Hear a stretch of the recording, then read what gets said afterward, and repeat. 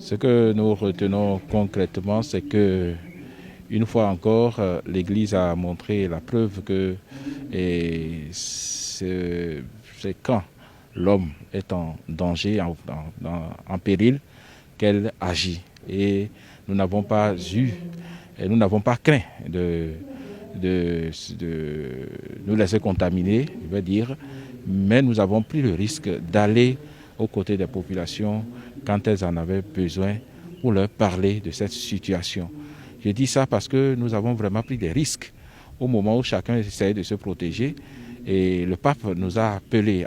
l'Église à sortir et aller vers les vulnérables, les plus vulnérables, pour justement leur porter ce témoignage de l'amour du Christ vis-à-vis de tout homme et de tout l'homme. Voilà pourquoi nous n'avons donc pas hésité à mettre en œuvre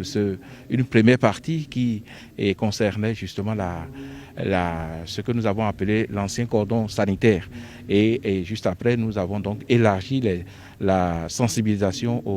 aux 4 départements donc de la Donga, du Borgou, du Mono et de Koufou, avec bien sûr l'aide de nos partenaires, le CRS et puis Kinder Mission. Donc aujourd'hui, ce n'est plus un bilan mi-parcours, mais c'est le bilan final de notre intervention de 3 mois plus 6, ça fait 9. Donc pour voir ensemble avec nos partenaires, les différentes parties prenantes, comment l'action de Caritas a pu impacter et quelles sont les dispositions à prendre pour que justement nos actions ne s'arrêtent pas avec la fin donc, du programme. Voilà pourquoi nous avons tenu à inviter toutes les parties prenantes à ce rendez-vous de Parakou pour qu'ensemble nous puissions déjà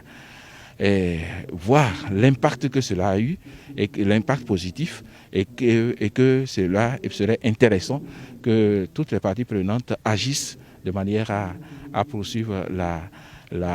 comment on appelle, la riposte dans les sensibilisations, dans la prise au sérieux de la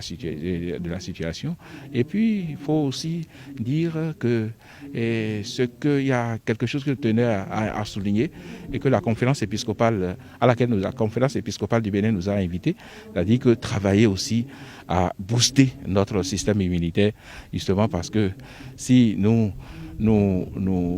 arrêtons à la sensibilisation aux gestes barrières, sans prendre des dispositions et pour que l'organisme lui-même réagisse positivement pour rejeter loin de lui les virus, cela risque d'être un travail à moitié fait. Donc voilà pourquoi je profite aussi pour relayer cette exhortation de la conférence épiscopale à travailler à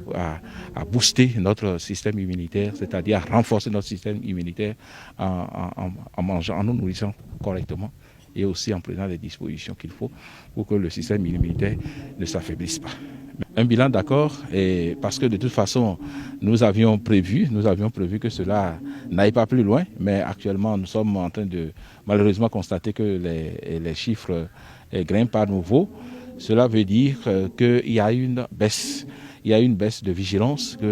et c'est pourquoi l'occasion aussi de ce bilan nous permet de lancer un appel à ne pas baisser la garde, à tout continuer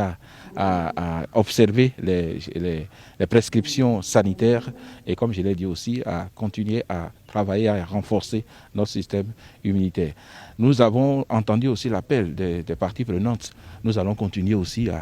à nous adresser à nos partenaires pour voir s'il est possible